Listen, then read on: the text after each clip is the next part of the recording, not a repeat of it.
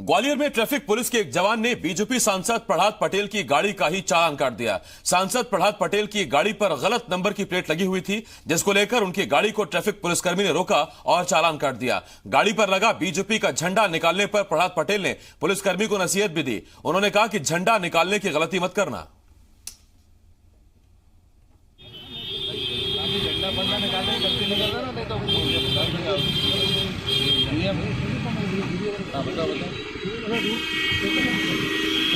हमारे यहाँ गाड़ी को कैसी कर रही है तुम्हारी महिला इलेक्शन भी जा रहा है। ये निर्वाचन आयोग की आचार संहिता के लिए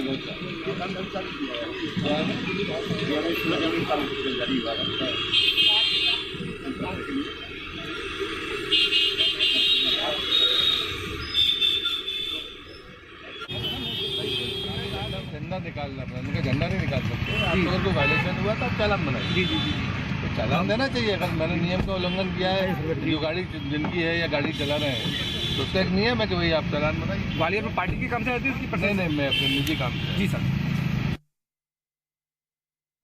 तो ग्वालियर से ये बड़ी खबर इस वक्त हम आपको बता रहे हैं। सांसद प्रहलाद पटेल की गाड़ी का चालान कट गया।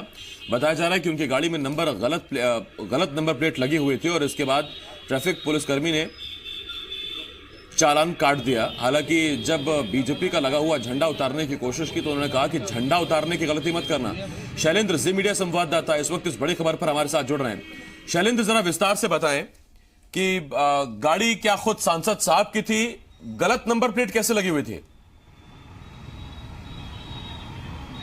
देखिए, मैं आपको बता दूं कि पिछले कुछ दिनों पहले ही चुनाव आयोग ने इस तरह के निर्देश दिए हैं कि कुछ राजनीतिक दलों के प्रतिनिधियों के द्वारा जो गाड़ियां चलाई जा रही हैं उस पर नंबर प्लेट पर उनके पदनाम और अलग अलग पार्टियों के नाम भी लिखे मिल रहे हैं। इसके साथ ही वो हूटर का भी प्रयोग कर रहे हैं। तो इस तरह की गाड़ियों पर काली फिल्म चढ़ी होने की भी कुछ जानकारी चुनाव आयोग को मिली थी। उसके बाद सभी आरटीओ को ये निर्देश दिए गए कि वो अपने अपने इलाके में इस तरह की गाड़ियों की सघन चेकिंग करें और अगर किसी की नंबर प्लेट पर पदनाम या किसी पार्टी का नाम लिखा हुआ मिलता है तो उसको हटाया जाए, काली फिल्मों को हटाया जाए, साथ में हूटर को भी हटाया जाए।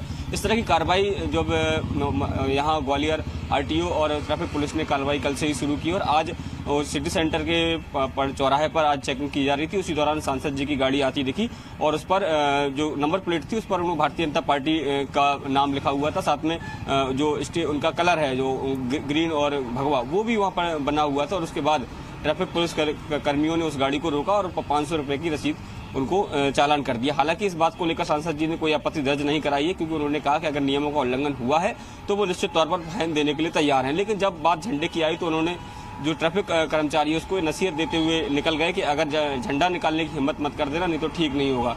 तो हालांकि इस कार्रवाई को उन्होंने किसी तरह की कोई आपत्ति दर्ज नहीं कराई थी और लेकिन 500 रुपए की रसीद जरूर वो जुर्माना देकर यहाँ से चले गए हैं। जी,